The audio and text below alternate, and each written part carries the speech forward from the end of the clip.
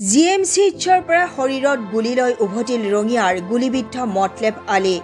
মতলেব আলীৰ শৰীৰত আজি প্ৰায় 10 দিন ধৰি সোমাই থাকিল গুলী। জিএমচিএইচৰ চিকিৎসাৰ অভাৱত জীৱন মৃত্যুৰ সৈতে যুঁজি অৱশেষত ঘৰলৈ উভতিব লগা হ'ল মতলেব আলীয়ে। আজি 10 দিন উকলি গ'ল জিএমচিএইচত ভৰ্তি হৈ থকা মতলেব আলীক অস্ত্ৰোপচাৰ কৰিব পৰা নাই চিকিৎসকে। যোৱা 27 আগষ্টত ৰঙিয়াৰ জামৰ তলত সংঘটিত হৈছিল গুলীচালনাৰ ঘটনা।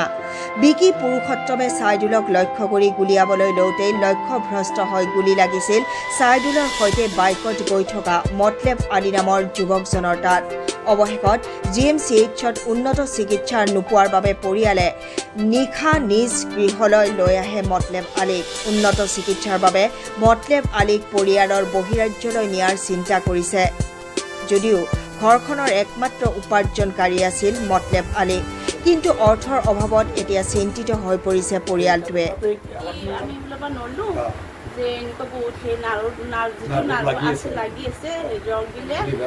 তাৰে ভিতৰত আছে ওলালে হয়তো এনেকুৱা পেৰালাইচিছত পৰি যাব পাৰে, গতিকে আমি ওলোৱা নাই।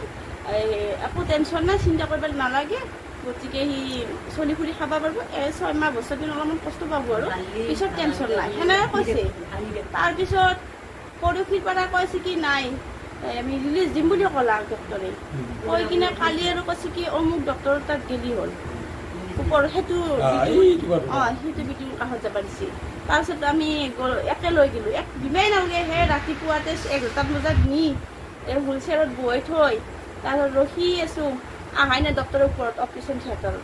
তাৰপিছত আৰু ক'লে কি যে ছাৰ নাই নাই নাই ফিৰিজকা মই ওপৰত গ'লোঁ। আমি এক লৈ আৰু ওপৰত গ'লোঁ যাই কিনে ৰখাতে তাৰপিছত ছাৰহঁতৰ কাগজখিনি নিলে নেখাতে আৰু কৈছে কি MRI আৰু কি বুলি কিবা কিবি কৰিব লাগিব। কৰি কিনে আমি চাম বস্তুটো। আমাৰ কাকা কৈছে কি নালগে ৰ আমি লৈ যাম, ইয়াতে নাৰাখোঁ পেচেণ্টটো ঘৰত সুস্থ কৰি কিনে পাছত যি কৰিব লাগে পিছত কৰিম। আকৌ মাত দিয়ে নাই ডক্টৰটো গুচি গৈছোঁ। তাৰপিছত ধৰ তাৰে তলত 2 নম্বৰ ডক্টৰ থাকে, 3 নম্বৰ ডক্টৰ থাকে। 2 নম্বৰ ডক্টৰটো অহা নাই। 3 নম্বৰ ডক্টৰটোক আমি ক'লোঁ যে ছাৰ ৰিলিজ দিম বুলি আপুনি পৰহিয়ে কৈছে, কালিয়ে কৈছে ৰিলিজ দিম বুলি। আমাক কিয় দিয়া নাই, আমাক কেনেকৈ ৰাখি থৈ দিছে। আমাক ৰিলিজ দিয়ক আমি যাওঁ। ঘৰত আমাৰ দেউতাৰ হেৰি হৈছে চিৰিয়াছ, এক চাব খুজি আছে।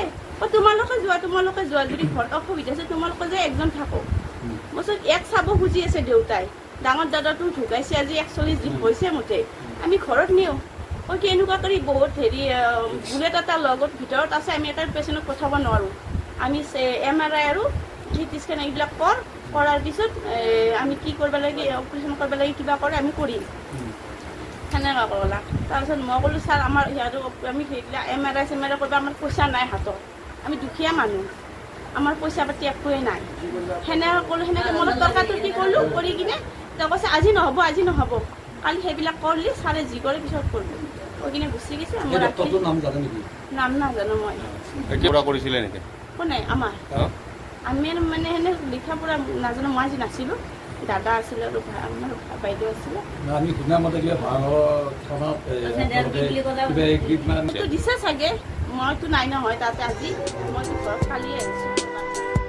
ৰঙিয়াৰ পৰা সৰুখানৰ ৰিপৰ্ট, নিউজ ডেইলী আছাম।